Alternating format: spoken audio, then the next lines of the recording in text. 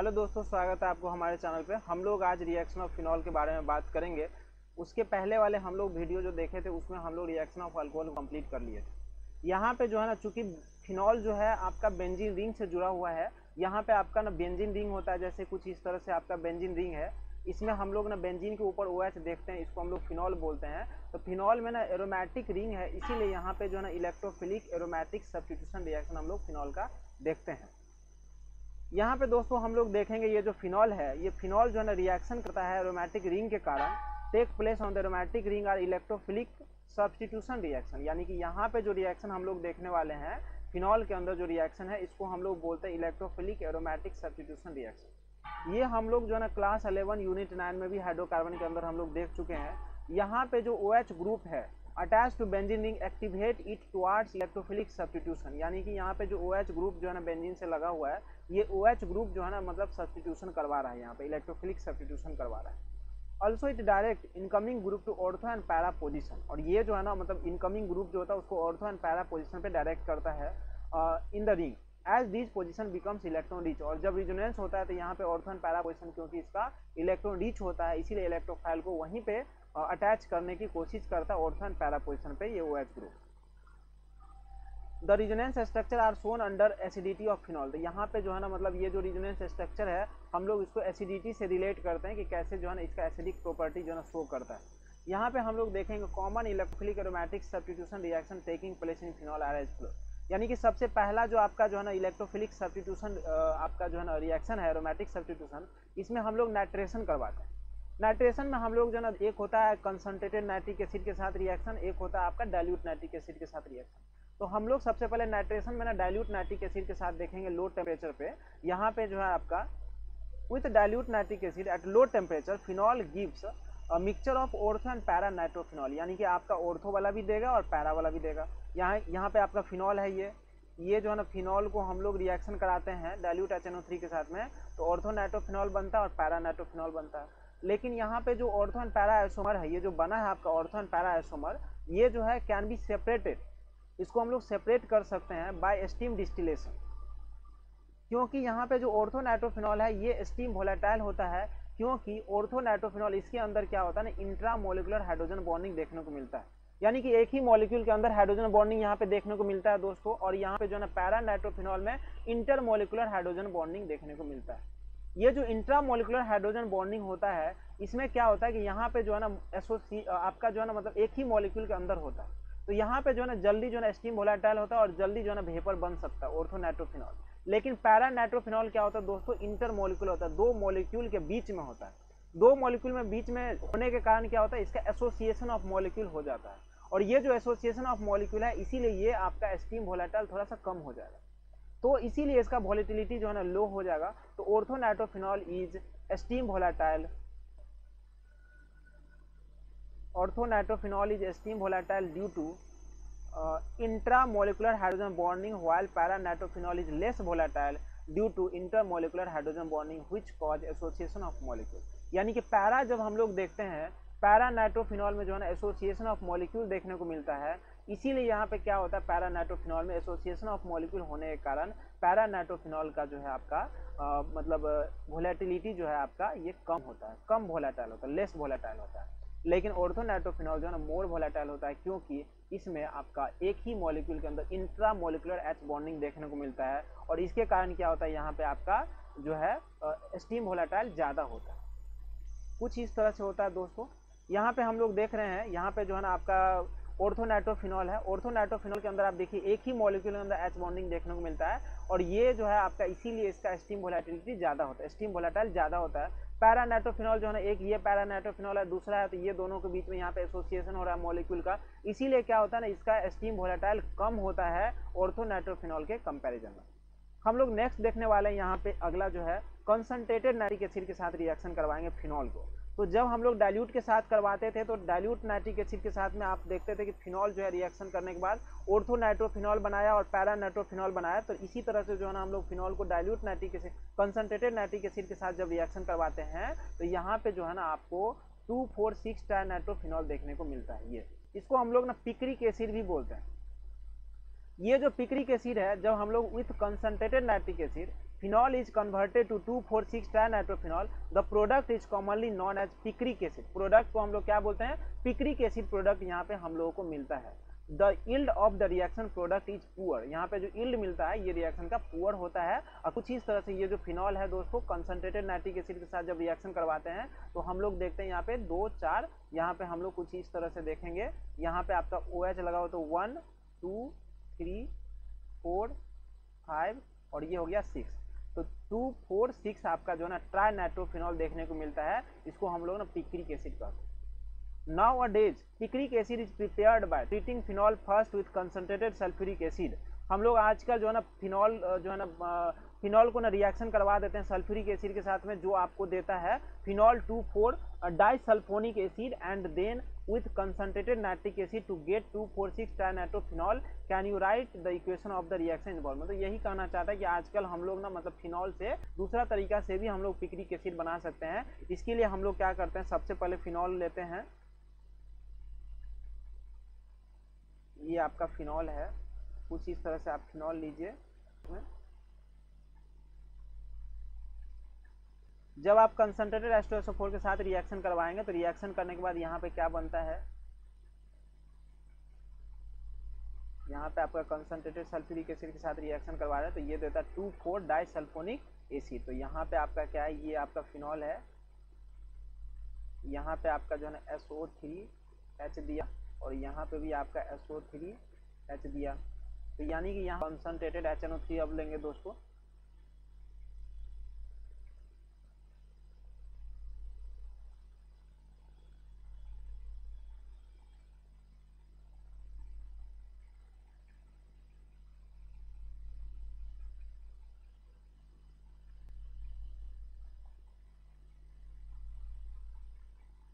Concentrated nitric acid के साथ में हम लोगों को कुछ इस तरह से 2,4,6 मिलता है। ये आपका OH हो गया, यहाँ पे जो है ना हम लोगों को मिल जाता है NO2, यहाँ पे भी मिल जाता है NO2 और यहाँ पे भी मिल जाता है NO3। तो ये जो है ना पिक्रिक एसिड यहाँ पे हम लोगों को मिल जाता है। जब हम लोग फिनॉल को रिएक्शन करवाते हैं तो हम लोगों को जो यहाँ पे पिक्रिक एसिड मिल जाता है। ये आपका फिनॉल है, ये फिनॉल है और ये है आपका पिक्रिक एसिड। इसी को हम लोग बोलते हैं 2,4,6-ट्राइनाइट्रोफिनॉल भी बोलते हैं। तो ये आपको पिक्रिक एसिड यहाँ पे प्राप्त हो गया है और ये जो है ना आपका पिक्रिक एसिड है। अब हम लोग यहाँ पे देखेंगे, ये तो हो गया है। नेक्स्ट हम लोग देखने वाले हैलोजिनेशन रिएक्शन कैसे होता है दोस्तों। ये आपका रिएक्शन है हैलोजिनेशन रिएक्शन। ये जो आपका हैलोजिनेशन रिएक्शन है, on treating phenol with bromine different reaction product are formed under different experimental condition. यानी कि हम लोग फिनॉल को ना अलग अलग रिएक्शन के साथ जो ना हम लोग करवाते हैं, अलग अलग कंडीशन रिएक्शन कंडीशन के साथ अगर हम लोग करवाते हैं रिएक्शन, तो यहाँ पे जो है ना अलग अलग प्रोडक्ट मिलता है। When the reaction is carried out in solvent of low polarity, जैसे कि हम लोग CH Cl3 हो गया लो पोलैरिटी सॉल्वेंट और कार्बन डाइसल्फाइड हो गया क्लोरोफॉर्म, और इसके साथ रिएक्शन जब करवाते हैं तो लो टेम्परेचर पे हम लोग को मोनोब्रोमोफिनॉल मिलता है, आर्थ फॉर्म। ये जो है फिनॉल है, Br2 हम लोग कार्बन डाइसल्फाइड के प्रेजेंस में कराएंगे तो ऑर्थो ब्रोमो मिलता है और पैरा ब्रोमो यहाँ पे माइनर मिलता है। ये वाला ऑर्थो वाला और पैरा वाला मेजर प्राप्त होता है। तो ये जो है आपका एक कंडीशन में हो गया। ये जो है आपका usual halogenation of benzene take place in presence of Lewis acid. ये लुइस एसिड के प्रेजेंस में होता है। जैसे लुइस एसिड हो गया, फिर Br3 हम लोग पहले भी ये देख चुके हैं, जो पोलराइज करता है हैलोजन मॉलिक्यूल को। In case of phenol the polarization of bromine molecule take place even in absence of Lewis acid. यहाँ पे आपका लुइस एसिड नहीं भी रहेगा तो हो जाएगा। It is due to highly activating effect of OH group, क्योंकि यहाँ पे जो OH ग्रुप अटैच है बेंजीन रिंग से बहुत ही ज्यादा जो है ना एक्टिवेटिंग रिंग ये आपका ग्रुप है, इसीलिए जो है ना रिजोनेंस करवाता है और इसीलिए क्या होता है बिना आपका लुइस एसिड के प्रेजेंस में भी आपका ये रिएक्शन दे देगा। और यहाँ पे जो ब्रोमिनेशन हो रहा है कार्बन डाइसल्फाइड के प्रेजेंस में, ये ब्रोमिनेशन आपको ऑर्थो प्रोडक्ट देगा, एक पैरा वाला देगा, ऑर्थो ब्रोमो प्रोडक्ट देगा, पैरा ब्रोमो, और पैरा वाला जो होगा आपका मेजर प्रोडक्ट हो जाएगा। नेक्स्ट हम लोग देख रहे हैं when phenol is treated with bromine water. जब हम लोग ब्रोमीन वाटर के साथ रिएक्शन करवाएंगे फिनॉल को तो यहाँ पे 2,4,6 ट्राइब्रोमोफिनॉल आपको यहाँ पे देखने को मिलता है और ये जो है ना हम लोगों को मिल जाता है। तो ये याद रखना है कि हम लोग जब हैलोजिनेशन करवाएंगे तो हैलोजिनेशन यहाँ पे 2 कंडीशन में होता है, अलग अलग कंडीशन में ना अलग अलग प्रोडक्ट मिलता है। तो यहाँ पे जो है ना एक हम लोग जो है ना फिनॉल को रिएक्शन करवाते हैं CH Cl3 के साथ या आपका कार्बन डाइसल्फाइड के साथ में हम लोग रिएक्शन कराते हैं ब्रोमीन के साथ। ठीक है। तो ब्रोमीन के साथ जब हम लोग ब्रोमिनेशन करवा रहे हैं तो यहाँ पे आपका जो है ना ये हैलोजिनेशन हो रहा है ब्रोमिनेशन में। तो ब्रोमिनेशन जो हो रहा है यहाँ पे कार्बन डाइसल्फाइड के प्रेजेंस में हो रहा है, तो ऑर्थो ब्रोमो प्रोडक्ट दे देगा और आपका जो है ना पैरा वाला दे देगा, पैरा वाला मेजर हो जाएगा। और ये आपका लुईस एसिड के प्रेजेंस में होता है जनरली, लेकिन यहाँ पे जो है ना OH ग्रुप बेंजीन से लगा हुआ, इसीलिए बहुत एक्टिवेटिंग है, तो लुईस एसिड की जरूरत नहीं भी होता है। सेकेंड हम लोग देखते हैं फिनॉल जो है ना रिएक्शन करवाते हैं ब्रोमीन वाटर के साथ में, तो आपको 2,4,6 ट्राइब्रोमोफिनॉल देखने को मिलता है, जो कि व्हाइट पीपीटी होता है, व्हाइट प्रेसिपिटेट। तो ये याद रखना है दोस्तों। तो ये था आपका रिएक्शन ऑफ फिनॉल में। तो इसमें हम लोग सबसे पहले रिएक्शन ऑफ फिनॉल में हम लोग देख चुके हैं, ये है आपका इलेक्ट्रोफिलिक एरोमेटिक सब्स्टिट्यूशन। तो यहाँ पे एक क्वेश्चन है, जैसे यहाँ पे write the structure of the major product expected from the following reaction. Mononitration of 3 methyl phenol, जब हम लोग 3 मिथाइल फिनॉल को जब करवाएंगे, जैसे ये आपका मिथाइल फिनॉल है, ये फिनॉल है, तो ये आपका 1 हो गया, ये 2 हो गया, तो यहाँ पे हम लोग लगा देंगे मिथाइल। तो ये जो है हम लोग देखेंगे, ये जो आपका 3 मिथाइल है, तो इसमें हम लोग मोनोनाइट्रेशन करवाएंगे। तो मोनोनाइट्रेशन जब भी होता है तो ऑर्थो एंड पैरा पे होता है, हम लोग देख चुके हैं। तो यहाँ पे ऑर्थो पोजीशन पे होगा एक, और आपका पैरा पे होगा। तो यहाँ पे आपका जो है ना कुछ इस तरह से आपका बनेगा, ये ऑर्थो वाला बन गया, ये आपका पैरा वाला बन गया, तो दो आपको यहाँ पे हो जाएगा। Di nitration of 3 methyl phenol की जब बात करेंगे तो यहीं पे हम लोग डाई नाइट्रेशन करवाने वाले हैं। तो डाई नाइट्रेशन में हम लोग देखेंगे एक प्रोडक्ट हमको मिलेगा यहाँ पे पैरा पे, एक मिलेगा ऑर्थो पे। यहाँ पे चूंकि जो है ना पहले से ही 2 ग्रुप है, तो इसीलिए यहाँ पे नहीं बन के हम लोग इस साइड कुछ बनाएंगे। मोनोनाइट्रेशन ऑफ फिनाइल मिथेनोएट, तो ये आपका जो है ना मिथेनोएट है, ठीक है। तो आपका ये जो है आपका यहाँ पे तो ईस्टर है, तो यहाँ पे जो ना मिथेनोएट को हम लोग मोनोनाइट्रेशन करवाएंगे तो पैरा वाला मेजर बनता है। तो कुछ इस तरह से हम लोगों को यहाँ पे मेजर वाला प्रोडक्ट जो है देखने को मिलता है। तो ये आपका क्वेश्चन था एग्जाम्पल। हम लोग नेक्स्ट देखने वाले फिनॉल का रिएक्शन में कोल्वे रिएक्शन। ये जो कोल्वे रिएक्शन होता है ना, ये फिनॉल को हम लोग सबसे पहले रिएक्शन करवाते हैं बेस के साथ। फिनॉक्साइड आयन बनता है, ये सोडियम फिनॉक्साइड आयन बन गया। जब हम लोग फिनॉल को सोडियम NaOH बेस के साथ रिएक्शन करवाते हैं तो यहाँ पे हम लोगों को सोडियम फिनॉक्साइड मिल गया। Phenoxide ion generated by treating phenol with sodium hydroxide, यानी कि फिनॉल को हम लोग रिएक्शन करवाएंगे सोडियम हाइड्रोक्साइड के साथ में, तो हम लोगों को मिलेगा phenoxide ion. Sodium hydroxide is even more reactive than phenol towards electrophilic aromatic substitution reaction, क्योंकि यहाँ पे फिनॉल से ज्यादा रिएक्टिव ना फिनॉक्साइड आयन होता है। Hence it undergoes electrophilic substitution with carbon dioxide. A weak electrophile orthohydroxobenzoic acid is formed as the main reaction product। यहाँ पे आपको याद रखना है कि यहाँ पे हम लोग ना सबसे पहले फिनॉल को रिएक्शन करवाएंगे सोडियम हाइड्रोक्साइड बेस के साथ में। तो यहाँ पे हम लोग को सोडियम फिनॉक्साइड मिल गया, और ये जो फिनॉल जो है ना सोडियम फिनॉक्साइड जब बन जाता है तो कार्बन डाइऑक्साइड के साथ रिएक्शन जब करवाते हैं तो रिएक्शन होने के बाद यहाँ पे ऑर्थो पे जाके जुड़ जाता है, और यहाँ पे बनता है 2 हाइड्रोक्सीबेंजोइक एसिड, जिसको हम लोग सैलिसाइलिक एसिड भी बोलते हैं। तो ये याद रखना, ये इस तरह के रिएक्शन को हम लोग बोलते हैं कोल्वे रिएक्शन। नेक्स्ट हम लोग देखने वाले रीमर-टिमैन रिएक्शन। ये जो आपका रीमर-टिमैन रिएक्शन है,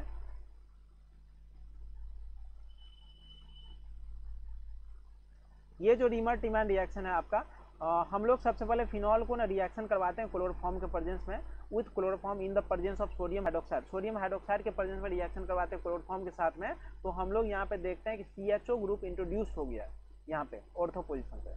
तो a CHO group is introduced at ortho position of benzene ring. This reaction is known as Reimer Tiemann reaction, इसको हम लोग बोलते हैं। यानी कि फिनॉल को हम लोग रिएक्शन करवाएंगे क्लोरोफॉर्म के साथ में इन प्रेजेंस ऑफ NaOH बेस। तो यहाँ पे हम लोग को मिलने वाला ऑर्थो पोजिशन पे CHO ग्रुप, एल्डिहाइड ग्रुप हम लोग को ऑर्थो पोजिशन पे मिल जाएगा। ये जो इंटरमीडिएट बनता है बेंजल क्लोराइड के रूप में, is hydrolysed in presence of alkali to give salicylaldehyde. तो यहाँ पे हम लोग जो है देख रहे हैं, यहाँ पे आपको जो इंटरमीडिएट बना है कुछ इस तरह से, ये इंटरमीडिएट बेस के प्रेजेंस में जो है यहाँ पे ऑर्थो पोजिशन पे CHO ग्रुप में कन्वर्ट हो जाता है, और यहाँ पे आपको एसिडिक मीडियम में जो है आपको सैलिसल डिहाइड जो है ना दे देता है। 4 नंबर रिएक्शन हम लोग फिनॉल का देखेंगे। तो हम लोग का जो रिएक्शन ऑफ फिनॉल है जिंक डस्ट के साथ करवाएंगे।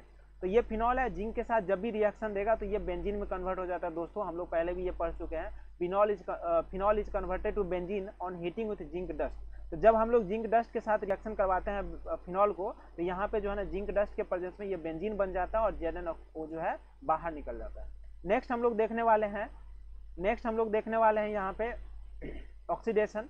तो जब हम लोग ऑक्सीडेशन ऑफ फिनॉल करते हैं क्रोमिक एसिड के प्रेजेंस में, तो हम लोग फिनॉल को हम लोग रिएक्शन कराते हैं क्रोमिक एसिड के प्रेजेंस में, तो यहाँ पे कंजुगेटेड डाई कीटोन देगा, कुछ इस तरह से कंजुगेशन में है और डाई कीटोन है, इसको हम लोग बोलते हैं बेंजोक्विनोन।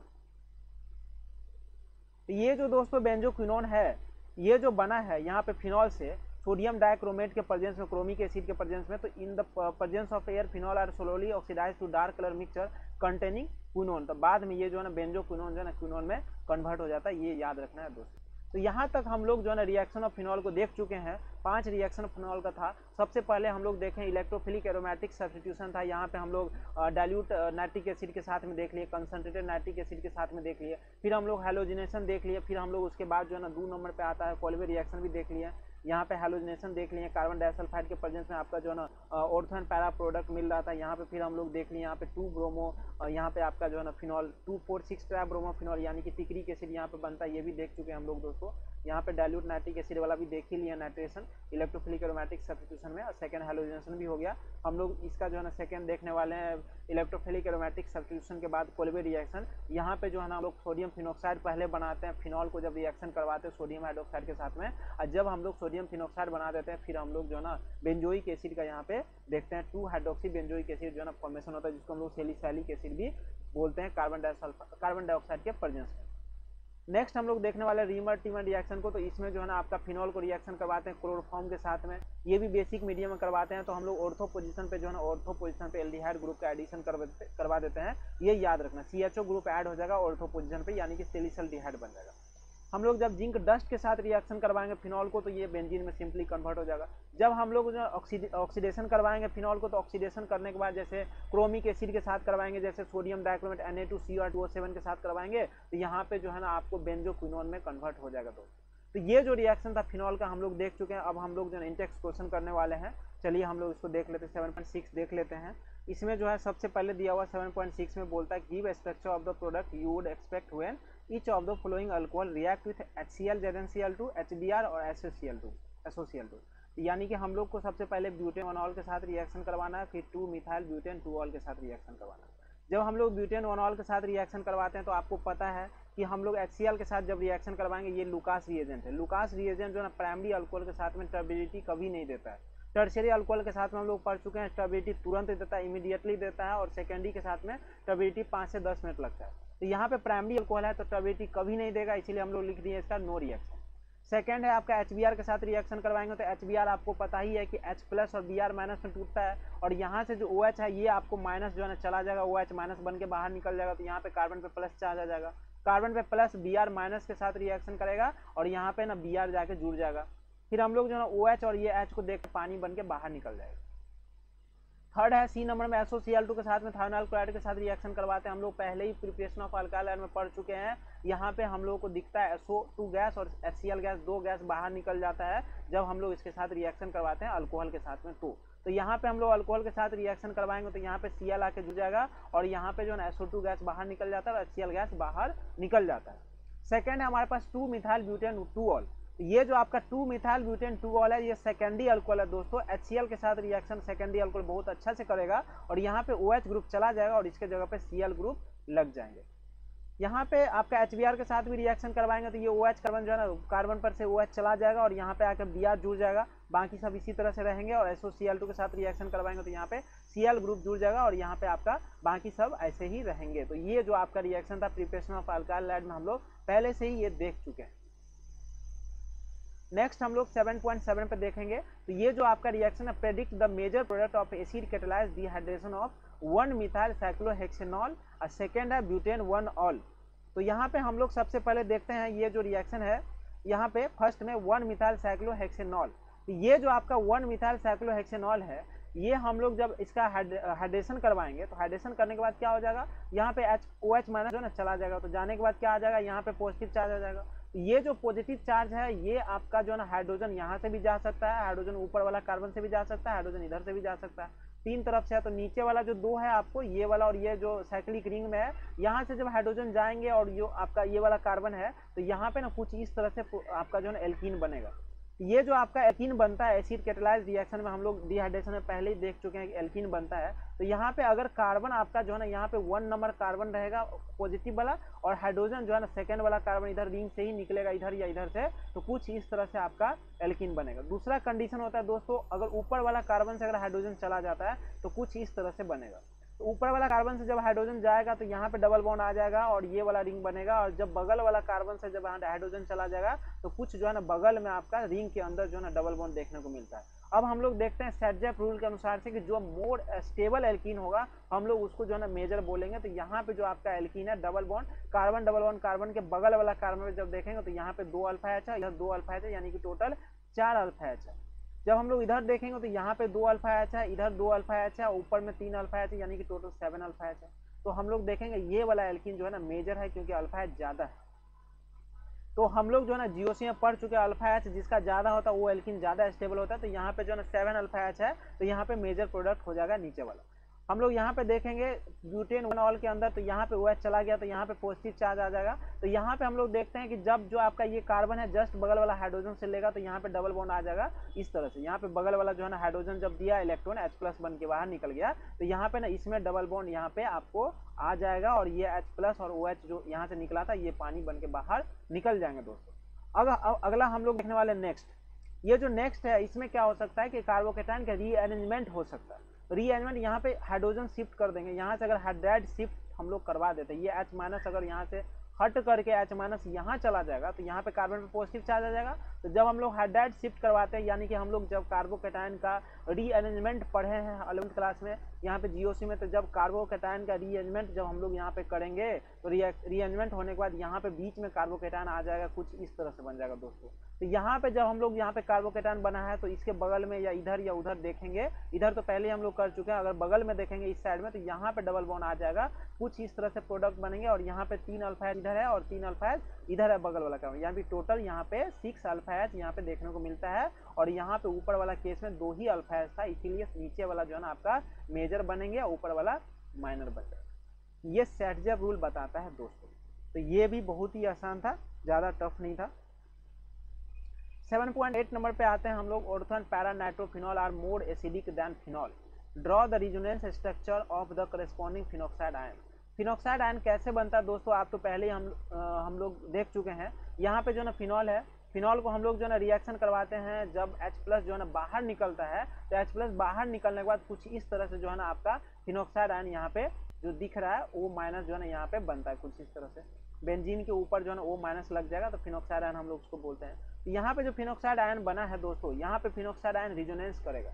रिजोनेंस करने के बाद जो है ना कुछ इस तरह से निगेटिव चार्ज में डिस्प्लेस कर देगा, क्योंकि यहाँ पे कंजुगेशन में निगेटिव चार्ज इधर आ जाएगा और यहाँ पे डबल बॉन्ड टूटने के बाद यहाँ पे निगेटिव आ जाएगा। फिर जो है ना ये निगेटिव चार्ज जब बगल वाला कार्बन पे आएगा बॉन्ड पे, तो यहाँ पे जो डबल बॉन्ड है ये टूट जाएगा, यहाँ पे निगेटिव आ जाएगा, कुछ इस तरह से पैरा पोजीशन पे जुड़ेगा। ये जो निगेटिव अब यहाँ से डिस्प्लेस होकर इधर आएंगे बगल वाले बॉन्ड पे, और यहाँ पे बगल वाले कार्बन का बॉन्ड टूटेगा, टूटने के बाद यहाँ पे निगेटिव चार्ज जमा हो जाएगा, कुछ इस तरह से बनेगा। ये निगेटिव चार्ज फिर अगला बॉन्ड पे अटैक करेंगे तो ये जो है ना डबल बॉन्ड टूट करके ऊपर निगेटिव आ जाएगा, कुछ इस तरह से बनाएगा। यानी कि ये फिनॉक्साइड आयन रिजोनेंस कर रहा है।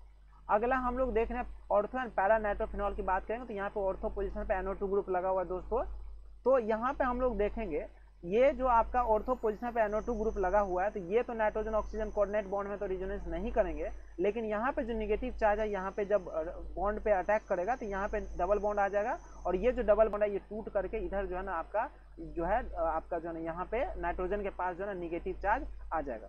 तो ये जो निगेटिव चार्ज यहाँ पे आ रहा है, यहाँ पे इस जगह पे आएगा निगेटिव चार्ज यहाँ पे, तो ये बॉन्ड टूटा और ये डबल बॉन्ड बना, तो यहाँ पे ये वाला कार्बन का बॉन्ड टूटा तो यहाँ पे आके निगेटिव हो जाएगा, और यहाँ पे आपका नाइट्रोजन के ऊपर जो है ये आपका डबल बॉन्ड ऑक्सीजन जब ले लेगा तो नाइट्रोजन पे पॉजिटिव हो जाएगा, तो यहाँ पे डबल बॉन्ड जो है ना इस जगह पे बनेगा। तो यहाँ पे आपका डबल बॉन्ड इस जगह पे बना, और डबल बॉन्ड बनने के बाद यहाँ पे ऑक्सीजन पे निगेटिव चार्ज हो गया है, यहाँ पे बॉन्ड इलेक्ट्रॉन लिया था तो बॉन्ड वाला, तो ये निगेटिव फिर डिस्प्लेस होगा और इधर से आपका यहाँ पे बॉन्ड बनेगा, और फिर ये डबल बॉन्ड टूटेगा नाइट्रोजन का। नाइट्रोजन इतना बॉन्ड बना नहीं सकता, तो डबल बॉन्ड टूटने के बाद यहाँ पे डबल बॉन्ड आ जाएगा। जब यहाँ पे डबल बॉन्ड आएगा तो ये वाला कार्बन का बॉन्ड टूट जाएगा, यहाँ निगेटिव चार्ज आ जाएगा, तो कुछ इस तरह से बनेगा। यहाँ पे निगेटिव चार्ज हो जाएगा और यहाँ पे डबल बॉन्ड, यहाँ भी डबल बॉन्ड। अब ये जो निगेटिव है ये डिस्प्लेस करेंगे यहाँ पे बॉन्ड पे, तो ये वाला बॉन्ड टूट जाएगा, टूटने के बाद यहाँ निगेटिव आ जाएंगे। फिर ये निगेटिव अगला बॉन्ड पे करेंगे तो फिर ये डबल बॉन्ड टूट करके ऑक्सीजन पे निगेटिव चार्ज आ जाएगा, तो कुछ इस तरह से प्रोडक्ट बनेगा दोस्तों। तो यहाँ पे आपका ऑर्थो वाला जो आपका रेजोनेंस स्ट्रक्चर कुछ इस तरह से बनेंगे। अगर इसी तरह हम लोग पैरा में देखेंगे तो पैरा में निगेटिव चार्ज जो है ना यहाँ पे डबल बॉन्ड जो है ना बना देगा, और ये जो डबल बॉन्ड है टूटेंगे तो यहाँ पे निगेटिव आ जाएगा, तो यहाँ पे निगेटिव आ गया। फिर ये नेगेटिव यहाँ पे अगला वाला बॉन्ड पे जाएगा तो यहाँ पे जो है ना ये वाला कार्बन का बॉन्ड टूट जाएगा अगला पे, क्योंकि यहाँ पे जब डबल हो जाएगा तो यहाँ पे जो है ये बॉन्ड टूटता है, टूटने के बाद यहाँ पे डबल बॉन्ड बना देगा, तो यहाँ पे जो है ना डबल बॉन्ड इस तरह से बनेगा। अब यहाँ पे जो डबल बॉन्ड बना है दोस्तों, ये डबल बॉन्ड जो है ना यहाँ पे डबल बॉन्ड जब बनता है तो डबल बॉन्ड बनने के लिए बॉन्ड का ऑक्सीजन जो है ना इलेक्ट्रॉन ले लेता है, तो यहाँ निगेटिव हो जाता है, इलेक्ट्रॉन ले लिया ऑक्सीजन पे निगेटिव, नाइट्रोजन पे पॉजिटिव, और यहाँ पे जो आपका निगेटिव था ये जो है ना बॉन्ड बना के एन डबल बॉन्ड एन जैसे ऊपर था वैसे ही यहाँ पे बना है। और ये जो डबल बॉन्ड है ये टूटेगा फिर से, तो अगला वाला बॉन्ड बनाएगा तो यहाँ पे अगला डबल बॉन्ड टूटने के बाद यहाँ निगेटिव हो जाएगा, फिर ये निगेटिव अगला पे डिस्प्लेस करेंगे तो फिर डबल बॉन्ड टूट के ऊपर निगेटिव चला जाएगा। तो कुछ इस तरह से बनता है, यानी कि आप ऐसे समझिए कि हमेशा मॉलिक्यूल जो है ना न्यूट्रल रहना चाहता है। तो न्यूट्रल मॉलिक्यूल रहने के लिए यहाँ पे निगेटिव चार्ज ऑक्सीजन के ऊपर है फिनॉक्साइड में, यहाँ पे डिस्प्लेसमेंट निगेटिव चार्ज का ज़्यादा हो रहा है रिजोनेंस के द्वारा, तो यहाँ पे जो है ना आपका रिजोनेंस हो रहा है। लेकिन जब हम लोग देखते हैं कि ऑर्थो पोजिशन पे या पैरा पोजिशन पे निगेटिव चार्ज आ जाता है जब रिजोनेंस होता है, यहाँ पे ऑर्थो पोजीशन पे आया, यहाँ पैरा पे आया, फिर यहाँ ऑर्थो पे आया, तो यहाँ पे हम लोग ऑर्थो पोजीशन पे अगर नाइट्रो ग्रुप लगा देते हैं जो कि इलेक्ट्रॉन खींचने वाला ग्रुप है, तो ये इसका निगेटिव चार्ज को कम कर देता है, ये निगेटिव चार्ज को कम करके न्यूट्रल की तरफ ले जा रहा है, तो यहाँ पे स्टेबिलिटी बढ़ रहा है। तो यहाँ पे ऑर्थो नाइट्रोफिनॉल स्टेबल बना रहा है जब इलेक्ट्रॉन खींच रहा है, एसिडिटी इसका बढ़ा रहा है, तो यहाँ पे जब इलेक्ट्रॉन खींच रहा है तो इसीलिए ऑर्थो नाइट्रोफिनॉल ज़्यादा एसिडिक होता है। तो यहाँ पे जो इलेक्ट्रॉन खींचने वाला ग्रुप है ऑर्थो पोजीशन पर लगा है, तो यहाँ पे इसको जब हम लोग रेजोनेटिंग स्ट्रक्चर देखते हैं तो ऑर्थो पोजीशन पे इलेक्ट्रॉन डेंसिटी ज़्यादा होता है, पैरा पे भी इलेक्ट्रॉन डेंसिटी ज़्यादा होता है, इसीलिए ये ज़्यादा एसिडिक जो है आपका होगा फिनॉल के कंपैरिजन में, क्योंकि फिनॉल में कोई ग्रुप ऐसा लगा हुआ नहीं है। यहाँ पे ऑर्थो एंड पैरा पोजीशन पे निगेटिव चार्ज जब आ जाता है, जैसे इसमें आया था वैसे यहाँ भी आता है, तो नाइट्रो ग्रुप क्या करता है, इस इलेक्ट्रॉन को अपने तरफ खींचता है, इसीलिए इसका एसिडिटी को बढ़ाने का काम करता है। ऑर्थो वाला भी कराता है और पैरा वाला भी सेम काम कराता है, इसीलिए ऑर्थो और पैरा नाइट्रोफिनॉल जो है फिनॉल से ज़्यादा एसिडिक होता है दोस्तों, ये याद रखना है। नेक्स्ट हम लोग right the equation involve in following reaction, हम लोग पहले ही पढ़ चुके हैं, अभी जस्ट पढ़े हैं कि जब रीमर टिमन रिएक्शन करवाते हैं तो फिनॉल को हम लोग क्लोरोफॉर्म के साथ रिएक्शन करवाते हैं बेसिक मीडियम में, तो इंटरमीडिएट बनता है कुछ इस तरह से CHCl2 वाला, फिर हम लोग बेस के साथ रिएक्शन करवाते हैं, तो यहाँ पे जो फिनॉक्साइड आया ना ये आपका एल्डिहाइड जो है ना यहाँ पे ऑर्थो पोजीशन में जुड़ जाएगा, और ये जो है फिर से हम लोग एसिडिफिकेशन जब करवाते हैं वाटर में तो यहाँ पे जो है ना ये फिनॉक्साइड वाला फिनॉल में कन्वर्ट हो जाएगा, जिसको हम लोग बोलते हैं सैलिसल्डिहाइड, और यहाँ पे जो है ना CHO ग्रुप ऑर्थो पोजीशन पे ऐड हो जाएगा। कोल्बे रिएक्शन जब करते हैं तो फिनॉल को हम लोग बेस के साथ करते हैं, सोडियम फिनॉक्साइड बना, सोडियम फिनॉक्साइड को जब हम लोग कार्बन डाइऑक्साइड के साथ रिएक्शन करवाते हैं तो यहाँ पे सैलिसाइलिक एसिड बन जाता है दोस्तों, इसको हम लोग बोलते हैं 2 hydroxy benzoic acid. Commercially important alcohol, यानी कि हम लोग 2 अल्कोहल के बारे में बात करेंगे, एक मिथेनॉल है और एक इथेनॉल है।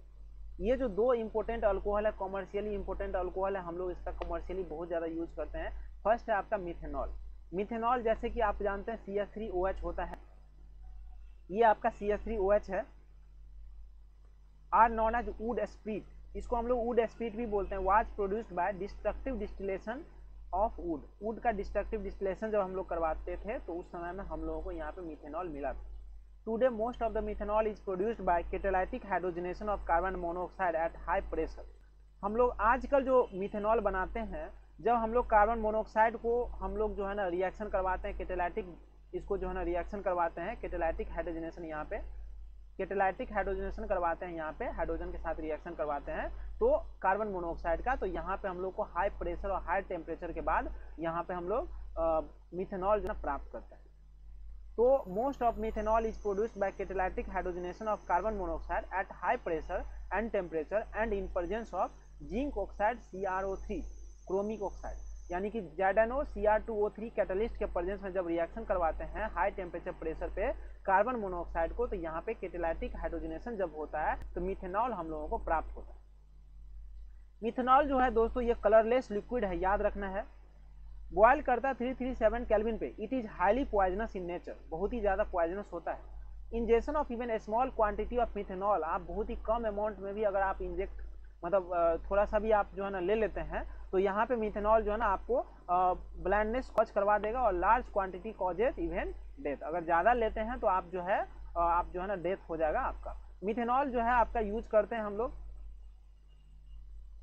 Methanol is use as solvent in paint, varnishes and chiefly for making formaldehyde. तो यहाँ पे हम लोग ना फॉर्मल्डिहाइड मतलब जो है यूज करते हैं बनाने में, हम लोग जो है इसका मिथेनॉल का यूज करते हैं। तो यहाँ पे ना कुछ भी नहीं था, मिथेनॉल हम लोग सबसे पहले बनाते कैसे है, मिथेनॉल को हम लोग बनाते थे, पहले बनाते थे वुड स्पीड्स, हम लोग उसको नाम से जानते हैं, लेकिन हम लोग पहले जो बनाते थे डिस्ट्रक्टिव डिस्टिलेशन करवाते थे वुड को, उससे बनाते थे। और आजकल हम लोग क्या करते हैं, कार्बन मोनोऑक्साइड को हाइड्रोजनेशन करवाते हैं, किसके प्रेजेंस में, ZnO Cr2O3 के प्रेजेंस में, हाई टेम्परेचर 573 केल्विन से 673 केल्विन तक, और हाई प्रेशर 200 से 300 atm प्रेशर पे। तो ये याद रखना है दोस्तों। मिथेनॉल आपका कलरलेस लिक्विड है, बॉयल होता है 337 केल्विन पे।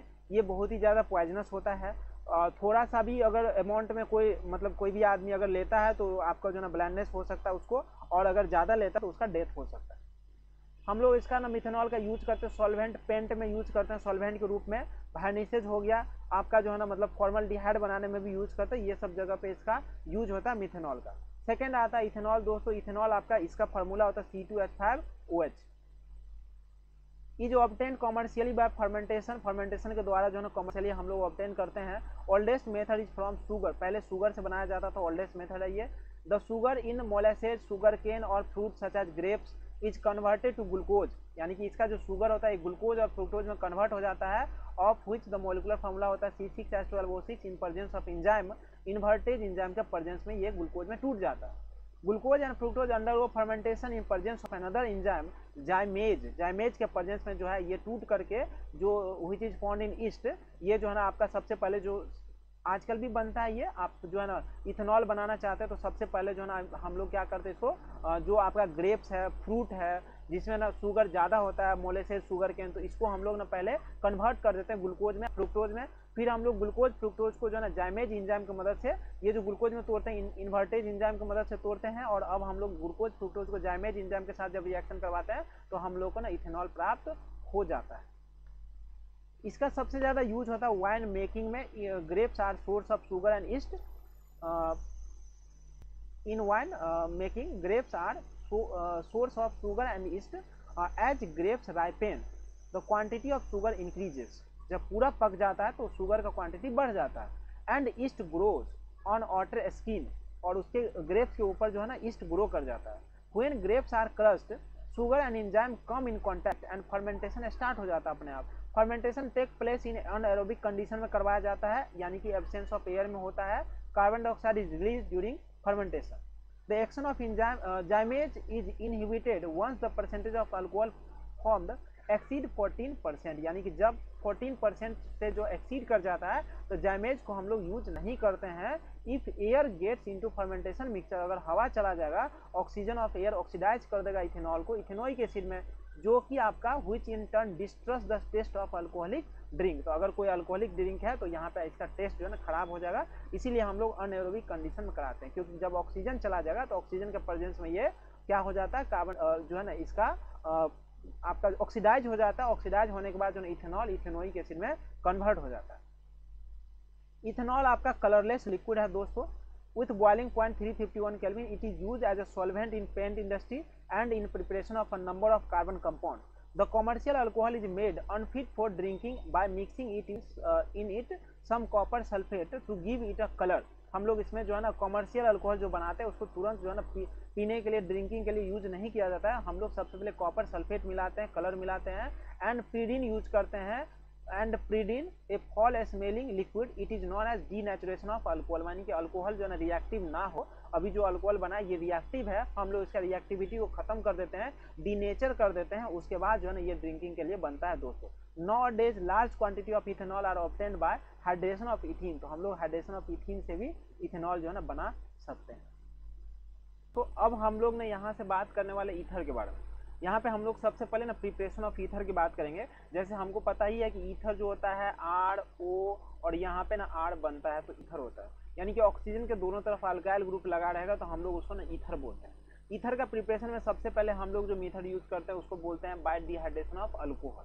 तो अल्कोहल को डिहाइड्रेशन करवा देंगे तो यहाँ पे हमें ईथर मिलेगा, लेकिन ईथर के साथ में एल्कीन भी बनता है। यहाँ पे alcohol undergo dehydration in presence of protic acid, यानी कि प्रोटिक एसिड में आपका हो गया H2SO4 एंड H3PO4, यानी कि आपका जो है यहाँ पे हम लोग H2SO4 H3PO4 जो प्रोटिक एसिड है जिसमें प्रोटॉन पाया जाता है, हाइड्रोजन पाया जाता है, यहाँ पे इसके साथ जब हम लोग अल्कोहल का रिएक्शन करवाते हैं तो यहाँ पे हम लोगों को ईथर मिलता है। तो the formation of reaction product alkene और ether depends on the reaction condition, यानी कि ये रिएक्शन कंडीशन पे डिपेंड करेगा। जैसे आप ethanol is dehydrated to ethene in presence of sulphuric acid at 443 kelvin, at 413 kelvin ethoxy ethane is the main product, यानी कि आप अल्कोहल को जब रिएक्शन कराएंगे H2SO4 के साथ में 443 केल्विन पे तो हम लोगों को जो है ना एल्कीन मिलता है। लेकिन अगर लो टेम्परेचर करवाएंगे 413 केल्विन पे तो आपको ईथर मिलेगा। तो ईथर हम लोगों को लो टेम्परेचर में मिलता है, अगर टेम्परेचर हाई हो जाएगा तो एल्कीन प्रोडक्ट हमें प्राप्त हो जाता है। अगला है formation of ether is a nucleophilic biomolecular reaction, यानी कि ये SN2 मैकेनिज्म को फॉलो करेगा, involving the attack of alcohol molecule on protonated alcohol, यानी कि अल्कोहल मॉलिक्यूल अटैक करता है कहाँ पे, प्रोटोनेटेड अल्कोहल पे, एज इंडिकेटेड बिलो, यानी कि सबसे पहले अल्कोहल है, प्रोटोन के साथ रिएक्शन करके यहाँ पे आपका ना प्रोटोनेटेड अल्कोहल दे दिया। ये जो प्रोटोनेटेड अल्कोहल है ये अटैक करेगा अल्कोहल मॉलिक्यूल पे इधर से, और यहाँ से आपका OH2 जो है ना बाहर निकल जाएगा। तो यहाँ से H2O जो है ना बाहर निकल गया, और यहाँ से जो है ना ये वाला ऑक्सीजन का लोन पे अटैक कर दिया इस कार्बन पे, ये H2O जो निकला है ये इलेक्ट्रॉन लेके निकला है, और यहाँ पे आपका ना पॉजिटिव चार्ज आ जाता है। यहाँ पे पॉजिटिव चार्ज है और ये जो है ना लोन पे इस पे अटैक करेगा, इस कार्बन पे अटैक करने के बाद क्या होगा, कुछ इस तरह से प्रोडक्ट आपको मिल जाएगा। तो ये जो प्रोडक्ट है यहाँ पे क्या करता है, हाइड्रोजन लोन पेयर इसको अपन हाइड्रोजन अपना इलेक्ट्रॉन दे करके चला जाता है यहाँ से थर्ड स्टेप में, और ये हाइड्रोजन इलेक्ट्रॉन दे देगा तो H+ बाहर निकल जाता है और यहाँ पे हम लोग को ईथर प्राप्त हो जाता है। ये बिल्कुल ही SN2 मैकेनिज्म को फॉलो करता है, इसीलिए हम लोग कार्बोकेटाइन जैसा नहीं यूज करेंगे, डायरेक्टली बोलेंगे कि यहाँ पे पॉजिटिव। तो यहाँ पे हम लोगों को जो है ना यहाँ से मतलब इस तरह से जो है SN2 मैकेनिज्म के द्वारा हम लोगों को ईथर प्राप्त हो जाएगा। लेकिन ये जो मैकेनिज्म है दोस्तों, ये जो डिहाइड्रेशन ऑफ अल्कोहल मेथड है, ये मेथड सिर्फ और सिर्फ जो है ना सिमेट्रिकल ईथर बनाने में ही काम आता है। सिमेट्रिकल ईथर आप देख रहे हैं ना, यहाँ पे सिमेट्रिकल ईथर डाई इथाइल वाला बना है, दोनों साइड इथाइल ग्रुप लगा हुआ है। तो जब ये सिमेट्रिकल ईथर होता है, इधर भी देखिए C2H5 है और यहाँ पे भी C2H5 है, यानी कि ये जो मेथड है सिर्फ और सिर्फ सिमेट्रिकल ईथर के लिए ही लगेगा, अनसिमेट्रिकल ईथर में ये काम नहीं करेगा। Acidic dehydration of alcohol to give alkene is also associated with substitution reaction to give an ether. The method is suitable for the preparation of ether having primary alkyl group only. Primary alkyl group ही होना चाहिए, alkyl group should be unhindered होना चाहिए and temperature low होना चाहिए, ये इसका condition है। यानी कि ये मेथड है, इससे ईथर बनाना है अगर आपको, तो अल्काइल ग्रुप जो हम लोग इसमें यूज कर रहे हैं should be unhindered and low temperature be kept low, और यहाँ पे प्राइमरी अल्काइल ग्रुप होना चाहिए तभी ये बनेगा। Otherwise the reaction favour formation of alkene, the reaction follow SN1 pathway, यानी कार्बोकेटाइन वाला पाथवे फॉलो करेगा when the alcohol is secondary और tertiary about which you will learn in higher classes. यानी कि अगर ये प्राइमरी नहीं लेंगे, सेकेंडरी और टर्शियरी लेंगे तो यहाँ पे SN2 नहीं होकर के SN1 मैकेनिज्म को फॉलो करेगा और यहाँ पे हमें ईथर जो है मिल नहीं सकता, एल्कीन बन जाएगा। However, the dehydration of secondary and tertiary alcohol to give corresponding ether is unsuccessful as elimination competes over substitution and as a consequence alkene are easily formed, यानी कि आपका सेकेंडरी टर्शियरी केस में alkene का formation हो जाएगा। Can you explain why is bimolecular dehydration not appropriate for the preparation of ether ethyl methyl ether? यहाँ पे ethyl है और मिथाइल है, यानी कि ऑक्सीजन के दोनों तरफ, एक तरफ इथाइल ग्रुप है एक तरफ मिथाइल ग्रुप है, तो ये आपका जो है ना सिमेट्रिकल ईथर नहीं है दोस्तों। तो ये सिमेट्रिकल ईथर नहीं है, यानी कि ये अनसिमेट्रिकल ईथर है, अनसिमेट्रिकल ईथर इस मेथड से हम लोग नहीं बना सकते हैं, तो इसीलिए हम लोग बायोमोलिकुलर डिहाइड्रेशन यहाँ पे नहीं करवा पाएंगे, क्योंकि यहाँ पे ये सिर्फ और सिर्फ सिमेट्रिकल ईथर बनाने के लिए ही काम आता है। दूसरा यहाँ पे बायोमोलिकुलर डिहाइड्रेशन में मिक्सचर वगैरह भी बन जाता है, तो ये सब भी बात है, तो हम लोग को बस इतना याद रखना है कि यहाँ पे हम लोग अनसिमेट्रिकल ईथर नहीं बना सकते हैं। यहाँ पे हम लोग दोस्तों देखेंगे second Williamson synthesis of ether. Williamson synthesis of ether में दोस्तों देखिए ये लैबोरेटरी मेथड है preparation of symmetrical and unsymmetrical दोनों ईथर के लिए। In this method alkyl halide is allowed to react with sodium alkoxide, यानी कि हम लोग यहाँ पर रिएक्शन करवाते हैं किसका, अल्काइल हैलाइड का रिएक्शन करवाते हैं, इसको आपको अल्काइल हैलाइड को रिएक्शन करवाना है सोडियम एल्कोक्साइड के साथ। यानी कि अल्काइल हैलाइड जब सोडियम एल्कोक्साइड के साथ रिएक्शन करेगा तो आराम से ईथर बनेगा, और ये दोस्तों सिमेट्रिकल ईथर भी बन सकता है और अनसिमेट्रिकल ईथर भी बन सकता है। यानी कि यहाँ पे देखिए RX है, यहाँ पे R-ONA है, ये आपका सोडियम एल्कोक्साइड, यहाँ पे RO-R- बन गया और सोडियम NaX बाहर निकल गया दोस्तों। यानी कि ether containing substituted alkyl group secondary और टर्शियरी में also be prepared by this method. यहाँ पे कोई समस्या नहीं है कि खाली प्राइमरी चाहिए पिछला वाला की तरह। जैसे पीछे वाला में हम लोग जो डिहाइड्रेशन ऑफ अल्कोहल पढ़ा इसमें सिर्फ और सिर्फ प्राइमरी के साथ ही बनता था, लेकिन यहाँ पे सेकेंडरी और टर्शरी अल्काइल ग्रुप के साथ भी आप जो है ना ईथर बना सकते हैं। The reaction involve SN2 mechanism of an alkoxide ion on primary alkyl halide. तो कुछ इस तरह से बनता है दोस्तों। ये आप देखिए, ये आपका टर्शरी अल्कोक्साइड है, सोडियम अल्कोक्साइड टर्शरी है, ये अल्काइल हैलाइड के साथ रिएक्शन करता है तो यहाँ से Br निकलेगा दोस्तों, और यहाँ पे क्या हो जाएगा, ये लोन पेयर कार्बन पर अटैक करेगा और ये SN2 मैकेनिज्म को फॉलो करता है। यहाँ देखिए आप, better result are obtained if the alkyl halide is primary. Better result अगर आपको बनाना है तो यहाँ पे भी प्राइमरी अल्काइल हैलाइड रहेगा तो बेटर रिजल्ट मिलेगा। In case of secondary and tertiary alkyl halide elimination competes over substitution. अगर आप अल्काइल हैलाइड यहाँ पे जो ले रहे हैं ये प्राइमरी नहीं रहेगा, अल्काइल हैलाइड आपका प्राइमरी नहीं रहता है, तो अगर आप सेकेंडरी और टर्शरी लेंगे तो यहाँ पे एलिमिनेशन हो जाएगा। यहाँ पे आपका सब्स्टिट्यूशन SN2 मैकेनिज्म नहीं फॉलो होगा, यहाँ पे एलिमिनेशन हो जाएगा। और जब भी एलिमिनेशन होता है तो आपको पता ही है कि एल्कीन का फॉर्मेशन हो जाता है। If a tertiary alkyl halide is used, alkene is the reaction only reaction product and no ether is formed. For example, reaction of CH3ONA, यानी कि आपका जो है ना ये CH3ONA को रिएक्शन कराएंगे यहाँ पे टर्शरी अल्काइल हैलाइड के साथ में, तो यहाँ पे आपको जो है ना 2 मिथाइल प्रोपीन दे देगा। ये आपका टर्शरी अल्काइल हैलाइड है, CH3 थ्राइस जो है ना कार्बन C से 3 को CH3 जुड़ा हुआ Br यानी कि टर्शरी है, और ये CH3ONA से जो रिएक्शन जब करवाते हैं तो यहाँ पे हम लोगों को एलिमिनेशन रिएक्शन हो जाता है। तो एलिमिनेशन रिएक्शन के बाद आपको क्या बना है, एल्कीन बना, और यहाँ पे आपका 2 मिथाइल प्रोपीन जो बन गया है, यहाँ पे ईथर नहीं बना है, यहाँ पे हम लोग क्या बन गया, एल्कीन बन गया है। ये एलिमिनेशन रिएक्शन को फॉलो कर रहा है। It is because alkoxide are not only nucleophile but strong base, यानी कि ये जो एल्कोक्साइड है ये आपका स्ट्रॉन्ग बेस की तरह यहाँ पे काम करने लगा है न्यूक्लियोफाइल के साथ साथ। They react with alkyl halide leading to elimination reaction करवा देगा, और यहाँ पे हम लोग को एल्कीन प्रोडक्ट जो है ना प्राप्त हो जाएगा। अगला देखना है दोस्तों, ये एग्जाम्पल पहले हम लोग देख लेते हैं। The following is not an appropriate reaction for the preparation of tertiary butyl ethyl ether, यानी कि ये जो रिएक्शन हम लोग करवा रहे हैं, what would be the major product of this reaction, write a suitable reaction for the preparation of tertiary butyl ether. यानी कि हम लोग जो है ना फर्स्ट वाला जो देख रहे हैं, what would be the major product of this reaction, यहाँ पे ना ये आपका जो अल्काइल हैलाइड है टर्शरी है दोस्तों, major product of the given reaction is 2 methyl prop 1 in. It is because sodium ethoxide is a strong nucleophile as well as a strong base, thus elimination reaction prominates over substitution। यानी कि जब भी alkyl halide आप 3 degree ले लेंगे और यहाँ पे जो रिएक्शन हो रहा है ये आपका ना बेस की तरह काम करने लगेगा, अब न्यूक्लियोफाइल की तरह काम नहीं करेगा, इसीलिए यहाँ पे जो आपका प्रोडक्ट बनेगा ये टर्शरी जो है ना आपका ये आपका ईथर नहीं बन पाएगा, यहाँ पे बनेगा एल्कीन। तो ये आपका 2 मिथाइल प्रोप 1 इन बन जाएगा। Right a suitable reaction for the preparation of tertiary butyl ethyl ether. तो कौन सा रिएक्शन है, तो हम लोग को सबसे पहले लेना पड़ेगा जो सोडियम एल्कोक्साइड अल्काइल हैलाइड, तो हम लोग को हमेशा प्राइमरी रखना पड़ेगा, हम लोग को जो है ना अल्कोक्साइड लेना पड़ेगा टर्शरी, और आराम से हम लोग जो है ना ये टर्शरी ब्यूटाइल इथाइल ईथर हम लोग आराम से बता सकते हैं। यानी कि ये टर्शरी ब्यूटाइल है, इधर इथाइल है, और ये ईथर हम लोगों को मिल गया। तो बहुत ही आसान क्वेश्चन था दोस्तों। अगर आपको टर्शरी जो है ना बनाना है, टर्शरी ईथर प्राप्त करना है 3 डिग्री में, तो यहाँ पे आपको एल्कोक्साइड वाला जो ग्रुप है उसमें टर्शरी लेना पड़ेगा, लेकिन अल्काइल हैलाइड वाला जो ग्रुप है ये हमेशा प्राइमरी चाहिए दोस्तों। अगर आप इसमें सेकेंडरी और टर्शरी ले लेंगे तो ये जो आपका सोडियम एल्कोक्साइड है ये आपका न्यूक्लियोफाइल की तरह काम नहीं करेगा, यहाँ पे जो है ना काम करने लगेगा बेस की तरह, तो इसीलिए यहाँ पे ना एलिमिनेशन हो जाएगा और एल्कीन का प्रोडक्ट आपको मिल जाएगा। तो यही आपको याद रखना है इसमें कि यहाँ पे जो है ना सेकेंडरी और टर्शरी बन जाता है।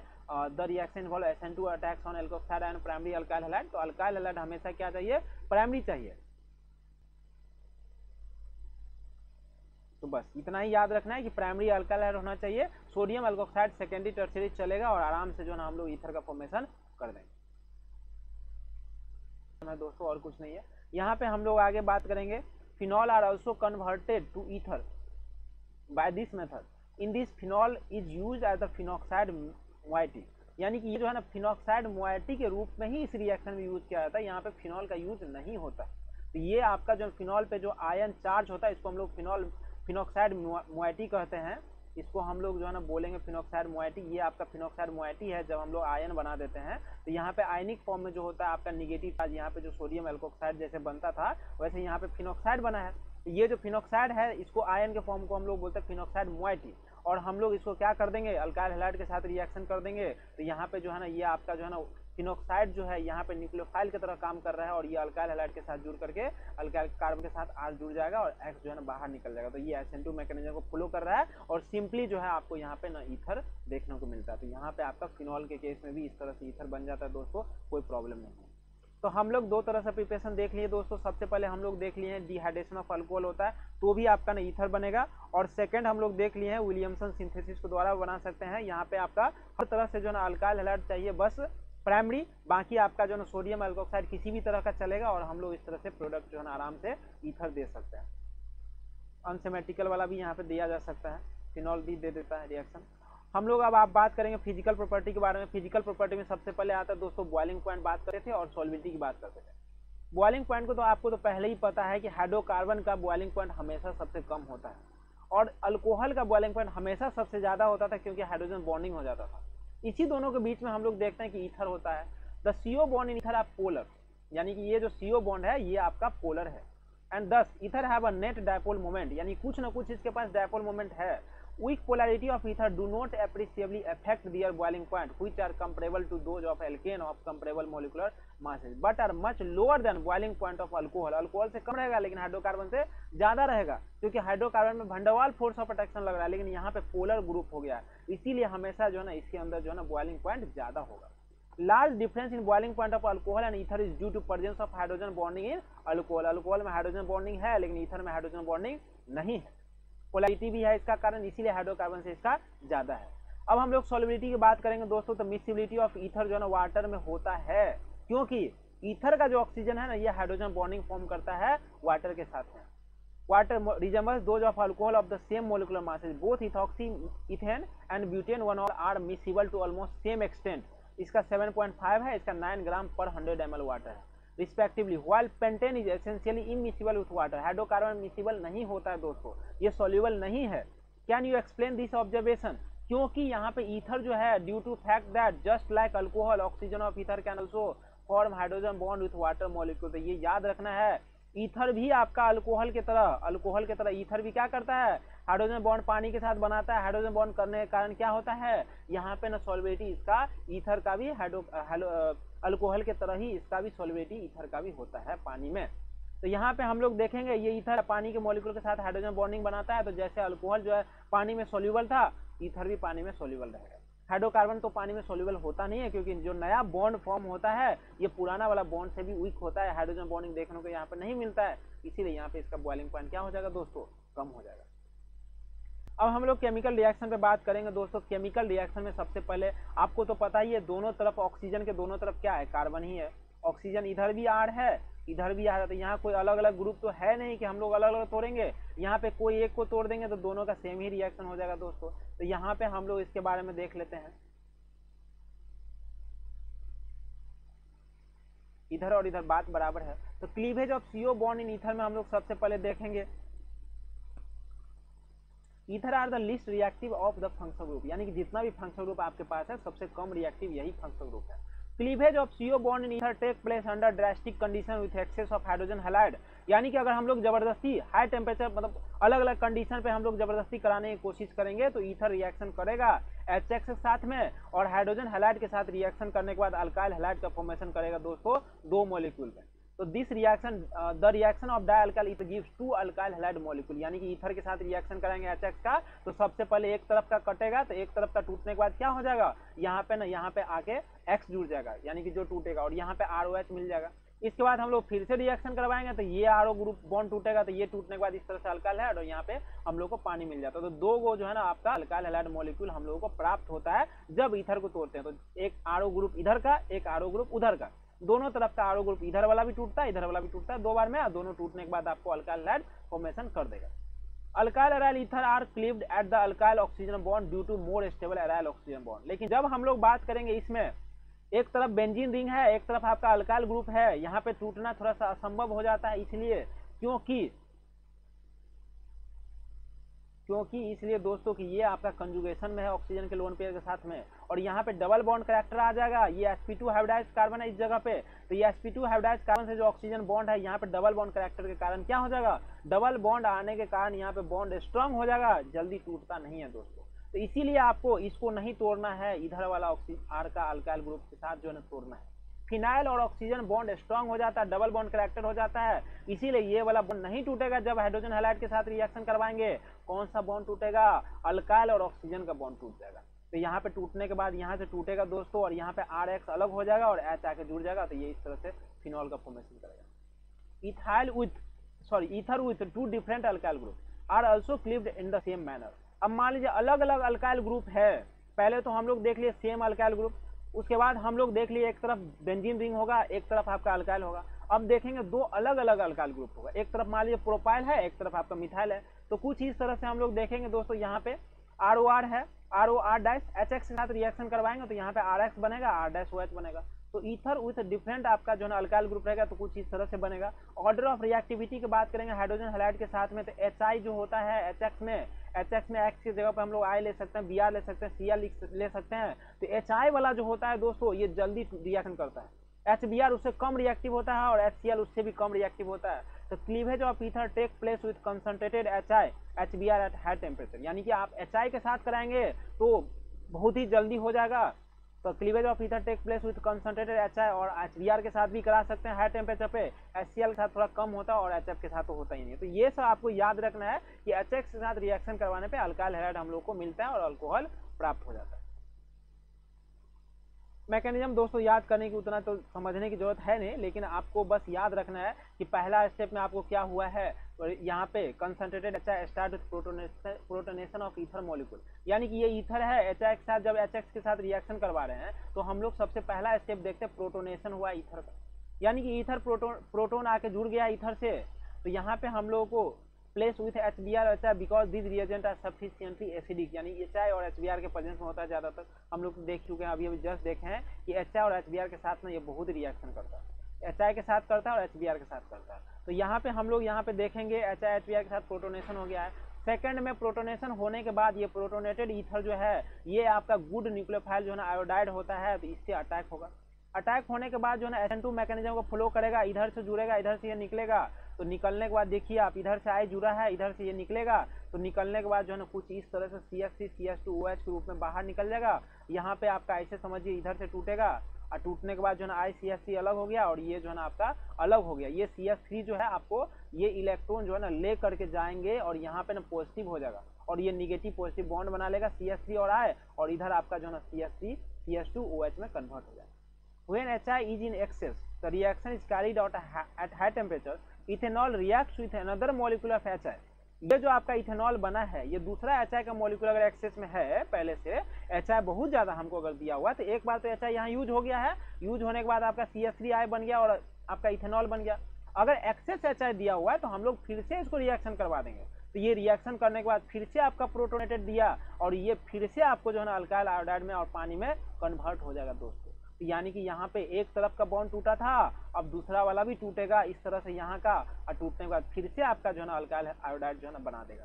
तो ये कुछ इस तरह से जो है excess reaction is carried out high temperature, ethanol react with another molecule of HI and is converted to ethyl iodide, और ये भी आपका इथाइल आयोडाइड में कन्वर्ट हो जाएगा और लास्ट में हम लोग को जो है ना इधर का पानी बाहर निकल जाएगा दोस्तों।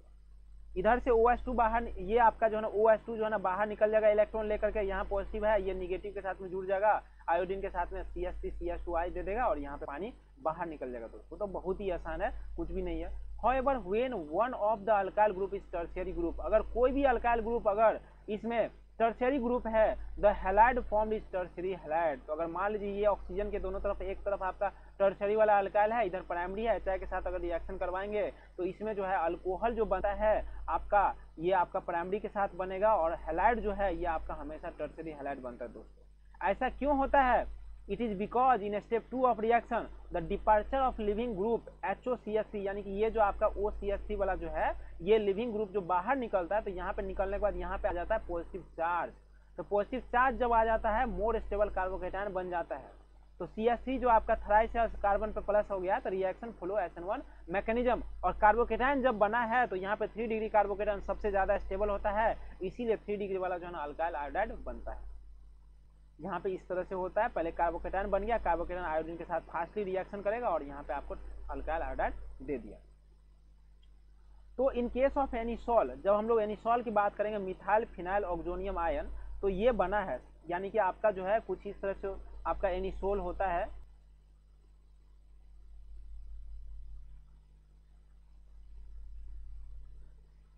ये कुछ इस तरह से होता है। तो यहाँ पे क्या होता है, यहाँ पे जो है ना आपका प्रोटोनेशन हुआ है। जैसे हम लोग देखते थे यहाँ प्रोटोनेटेड ईथर बनता था, यहाँ पे प्रोटोनेटेड ईथर बनता था। तो यहाँ पे भी हम लोग क्या कराएंगे ना, प्रोटोनेशन जब करवाते हैं तो प्रोटोनेशन होने के बाद यहाँ पे आ जाता है पॉजिटिव चार्ज। जैसे कि हम लोग देखते थे ना कि यहाँ पे भी ईथर होता था तो पहले पॉजिटिव चार्ज आ जाता था, प्रोटोनेटेड करवाते थे तो यहाँ पे भी ना पॉजिटिव चार्ज आ जाता। तो यहाँ पे होने के बाद ना इसको बोलते हैं methyl phenyl oxonium ion form by protonation of ether. ये आपका प्रोटोनेशन के बाद बनता है। द बॉन्ड बिटवीन OCH3, यानी कि ये वाला जो बॉन्ड है दोस्तों, यहाँ पे बॉन्ड टूटने के लिए तो इधर का भी है इधर का भी है, लेकिन यहाँ पे आपका बेंजीन, यहाँ पे जो कार्बन है ये sp2 हाइब्रिडाइज है, तो ये डबल बॉन्ड कैरेक्टर हो जाएगा। ये डबल बॉन्ड कैरेक्टर के कारण ये बहुत स्ट्रॉन्ग बॉन्ड है, तो ये टूटता नहीं है, इसीलिए टूटेगा कौन, ये वाला बॉन्ड आपका टूट जाएंगे। तो आपको याद रखना है कि हमेशा OCH3 के बीच का बॉन्ड टूटेगा, बेंजीन वाला रिंग के बॉन्ड नहीं टूटेगा, क्योंकि यहाँ पे डबल बॉन्ड कैरेक्टर है और बॉन्ड स्ट्रॉन्ग है, जल्दी टूटेगा नहीं डबल बॉन्ड कैरेक्टर के कारण।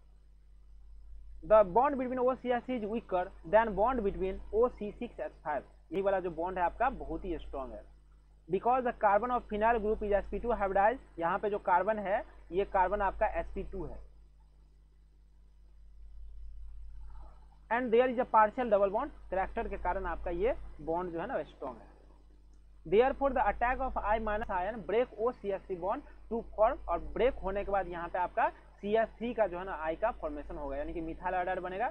Phenol do not react further to give halide because sp2 hybridized carbon of phenol can not undergo nucleophilic substitution, यानी कि ये निकलेगा ही नहीं, तो यहाँ पे आके जुड़ेगा ही नहीं, तो यहाँ से आपका जो है ये वाला डबल बॉन्ड टूटता ही नहीं है। इसीलिए reaction needed for conversion of the halide, यानी कि हैलाइड को कन्वर्जन के लिए न्यूक्लियोफिलिक सब्स्टिट्यूशन होना चाहिए। लेकिन यहाँ पे फिनॉल का जो बॉन्ड है ये ऐसे भी आप जानते हैं कि फिनॉल के केस में एराइल हैलाइड जो है ना न्यूक्लियोफिलिक सब्स्टिट्यूशन नहीं देता था, क्योंकि वहाँ पे भी डबल बॉन्ड कैरेक्टर आ जाता था, हेलो एल्केन में चैप्टर में हम लोग देखे थे। तो यहाँ पे भी जो बेंजीन है दोस्तों sp2 हाइब्रिडाइज्ड कार्बन से जुड़ा हुआ है, इसीलिए यहाँ पे ये वाला बॉन्ड टूटेगा ही नहीं। इसीलिए नहीं टूटने के कारण जो है आपका यहाँ पे जो है ना आयोडीन जो है ग्रुप यहाँ पे नहीं जुड़ सकता है, तो यहाँ पे जो है आपका हैलाइड नहीं होता इसमें कन्वर्जन। हम लोग नेक्स्ट क्वेश्चन देखने वाले दोस्तों, हम लोग नेक्स्ट क्वेश्चन पे दोस्तों बात करेंगे यहाँ पे एग्जांपल 7.7 में। इसमें क्या है, give the major product that are form by heating each of the following. जब हम लोग देखते हैं कि यहाँ पे आपका जो बना है, इधर साइड आपका छोटा वाला 2 कार्बन है, इधर आपका ज्यादा कार्बन है, तो हम लोग पहले ही देख चुके हैं दोस्तों यहाँ पे इसमें व्हेन प्राइमरी और secondary alkyl group are present it is lower alkyl group that form alkyl iodide, यानी कि SN2 मैकेनिज्म क्या होता है, लोअर वाला। यहाँ पे हम लोगों को देखना है कि लोअर वाला देखेंगे कि जो है लोअर आपका कम से कम कार्बन है उसका ना आयोडाइड होता है, उसका बॉन्ड जल्दी टूटता है, तो ज्यादा स्टेबल प्रोडक्ट देता है। तो यहाँ पे हम लोग देख चुके हैं पहले ही कि यहाँ पे जो है ना CH3 1 है और यहाँ पे ऑक्सीजन इधर 2 कार्बन है, तो जो छोटा वाला अल्काइल ग्रुप है यहाँ पे स्टेरिक हिंडेंस भी कम होता है, आने में इसको प्रॉब्लम भी कम होता है, तो यहाँ पे आयोडीन जो है ना आराम से आ सकता है दोस्तों। तो इसीलिए ये वाला बॉन्ड ना टूटा है, इधर वाला बॉन्ड नहीं टूटा है 2 कार्बन वाला, तो इधर वाला आयोडाइड नहीं देगा, इधर वाला आयोडाइड देगा और देने के बाद अल्कोहल बना। तो यहाँ पे भी सेम टू सेम होगा, यहाँ पे भी इधर भी 2 कार्बन है, इधर ज्यादा कार्बन है, तो इधर वाला बॉन्ड टूटेगा और आयोडीन आपका हमेशा इधर जुड़ेगा। छोटा वाला के साइड में आयोडाइड जुड़ता है और जुड़ने के बाद आप देखिए इधर आयोडाइड जुड़ के ये बनाया, इधर आपका H जुड़ करके ये अल्कोहल दे देगा दोस्तों। इधर भी देखेंगे हम लोग 3 कार्बन है, इधर ज्यादा कार्बन है, तो हम लोग यहाँ पे भी देखेंगे कि 3 कार्बन वाला जो है ना यहाँ पे, हाँ साथ में हम लोग को यहाँ पे दिखता है 3 कार्बन के साथ में क्या बना है, कार्बोकेटायन यहाँ पे बना है। तो यहाँ पे कार्बोकेटायन वाला रूल लगेगा, अल्काइल ग्रुप के साथ साथ यहाँ पे 3 डिग्री है, इधर प्राइमरी है, तो 3 डिग्री वाला के केस में यहाँ पे हम लोग को पॉजिटिव चार्ज यहाँ आ जाएगा, तो यहाँ पे क्या हो जाएगा, यहाँ पे टर्सरी जो कार्बोकेटायन होता है ज्यादा स्टेबल होता है, इसीलिए टर्सरी और प्राइमरी जब आएगा तो यहाँ पे टर्सरी को हम लोग को देखना पड़ेगा, तो इसीलिए इसका मोर स्टेबल वाला जो है कुछ इस तरह से बनेगा दोस्तों। इधर आपका बनेगा ये बॉन्ड टूटने के बाद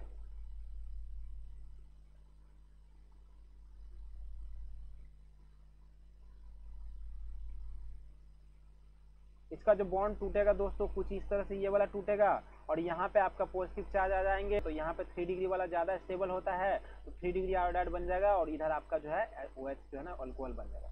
इधर हम लोग देखेंगे दोस्तों, इधर डायरेक्ट ऑक्सीजन से जुड़ा हुआ है ग्रुप, तो ये वाला बॉन्ड जो है ना तोड़ना संभव नहीं है। इधर आपका डायरेक्ट जुड़ा हुआ है, तोड़ सकते हैं दोस्तों, तो इधर वाला ये तोड़ेंगे, और तोड़ने के बाद क्या हो जाएगा, यहाँ पे आयोडीन जुड़ जाएगा और यहाँ पे H जुड़ जाएगा। इधर का बॉन्ड टूट नहीं सकता है दोस्तों, और इधर का ये वाला टूट सकता है, तो यहाँ से हम लोग तोड़ देंगे।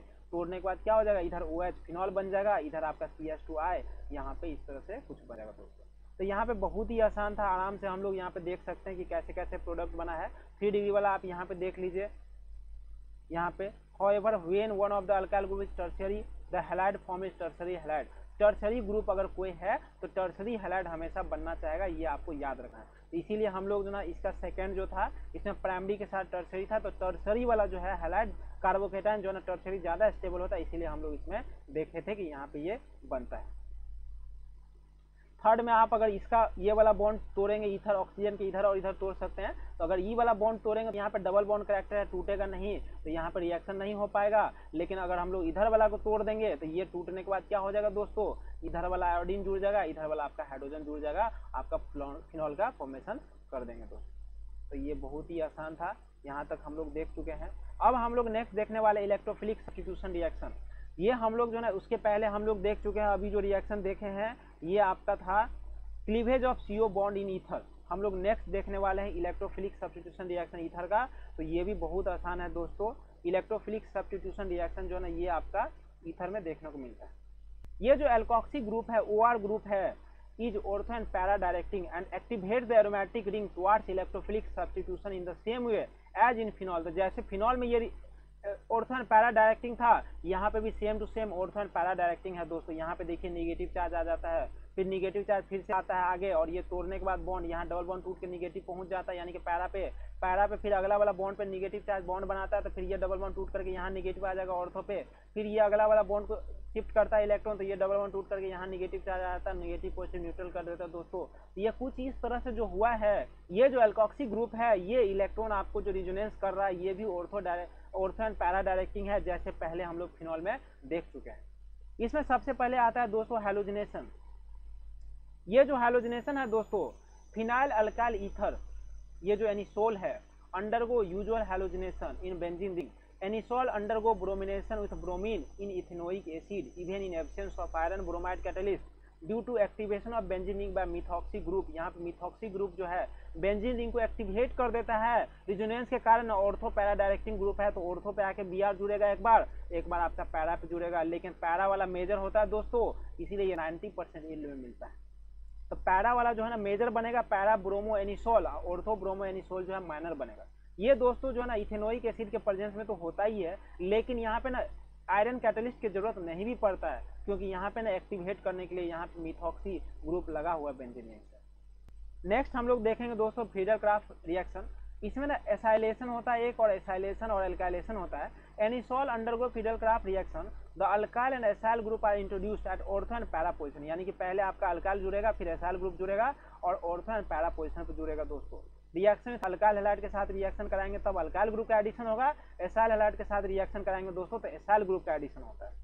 इन presence of anhydrous aluminium chloride, कोई भी लुईस एसिड के प्रेजेंस में आपका ये रिएक्शन होता है। हम लोग सबसे पहले देखते हैं, ये आपका एनिसोल है, आपका जो है ना अल्काइल हैलाइड के साथ रिएक्शन करवा रहे हैं, तो कार्बन डाइसल्फाइड के प्रेजेंस में, तो यहाँ पे ऑर्थो वाला बना है माइनर, पैरा वाला बना है मेजर। तो 2 मिथॉक्सी टोल्यूइन हो गया, 4 मिथॉक्सी टोल्यूइन हो गया, ये आपका मेजर है दोस्तों।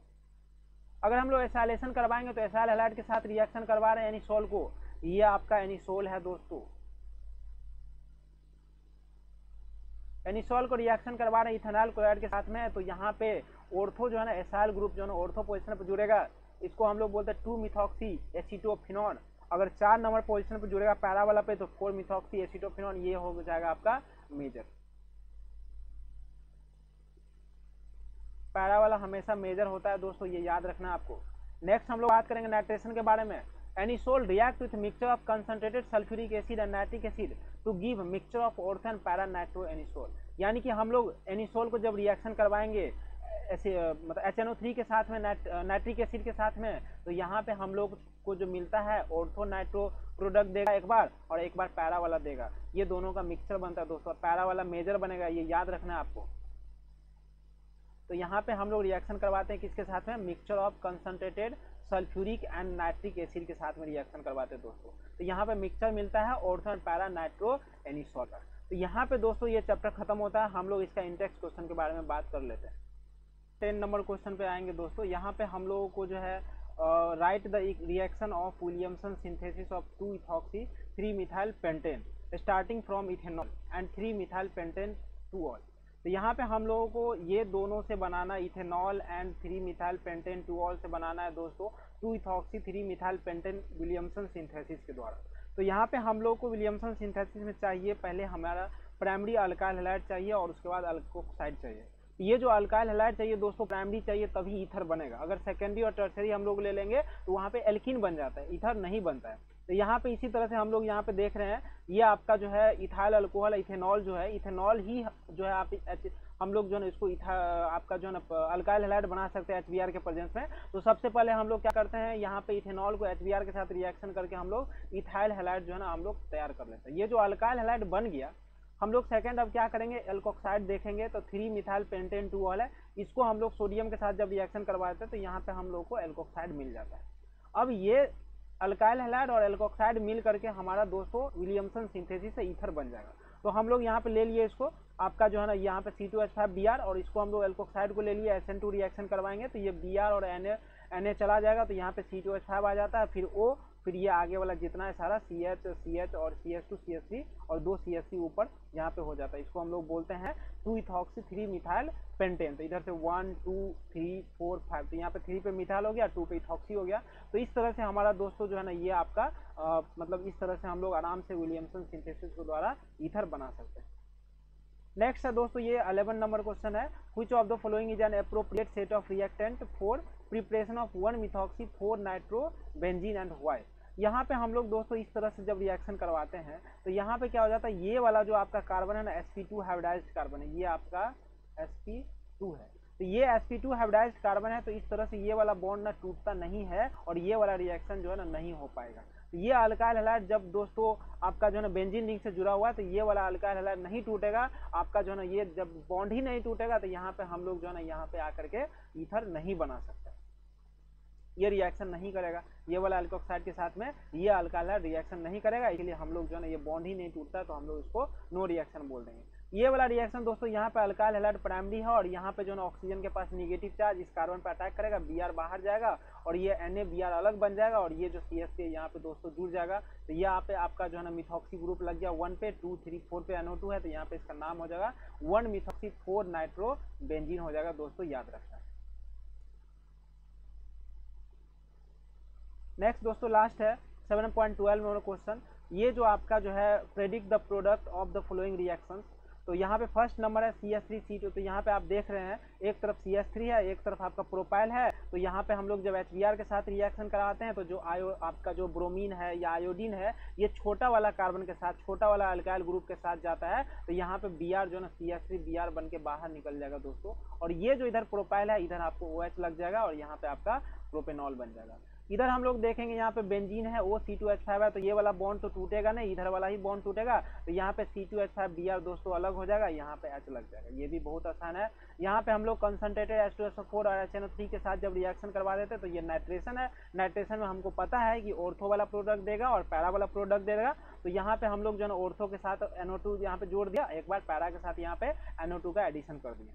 नेक्स्ट हम लोग देखेंगे दोस्तों यहाँ पे जो है ना आपका टर्शियरी है तो 3 डिग्री है। तो यहाँ पे हम लोग जब देखते हैं कि टर्शियरी अल्काइल ग्रुप है तो हम लोग को टर्शियरी अल्काइल ग्रुप जब भी है एक तरफ ईथर का और एक तरफ मान लीजिए नॉर्मल अल्काइल है तो टर्शियरी वाला पे हमेशा कार्बोकेटायन बन जाता है दोस्तों। इसीलिए टर्शियरी वाला अल्काइल हैलाइड जो है ना ज्यादा स्टेबल होता है, इसीलिए टर्शियरी कार्बन पे यहाँ पे हम लोग क्या कर दिए आयोडीन लगा दिए और दूसरा वाला अल्काइल में अल्कोहल जो है बना दिए, OH जोड़ दिए। तो यहाँ पे दोस्तों अल्कोहल फिनॉल ईथर आपका कंप्लीट होता है। हम लोग हर एक चैप्टर का NCERT का इसी तरह से लाइन बाय लाइन लाएंगे। साथ में दोस्तों आपका जो है ना इंटेक्स्ट क्वेश्चन भी साथ में कंप्लीट हो जाएगा और ये आपका सारा एग्जाम्पल भी साथ में कंप्लीट हो जाएगा। एक्सरसाइज का हम लोग सॉल्यूशन अलग वीडियो में हम लोग लाएंगे।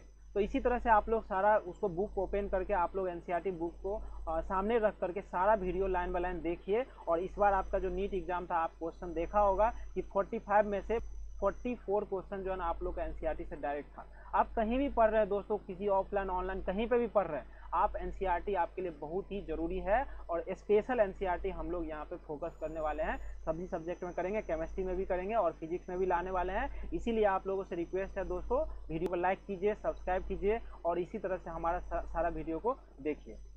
Thank you.